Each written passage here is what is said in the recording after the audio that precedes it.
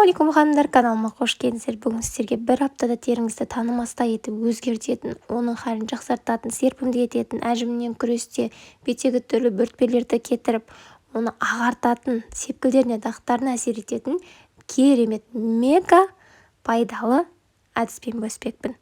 Бізге ол үшін көк шай қажет болады, және де түймедақ ромашка және сұлы жарнасы қажет болады. Орысшасы овсяный хлопья деп аталынады.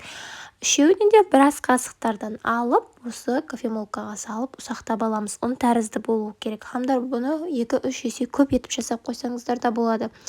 Ыдысымызға осылай ұсақтап алған екен саламыз да қараңғы жерде қоямыз. Күнде азында және кешке бір ас қасығын алып, мен сүтпен араластырамын. Қашабыразны болғанша. Сосын бетіме жағып, кішкене ысқылап, 5-10 минут күтіп жуып тастаймын.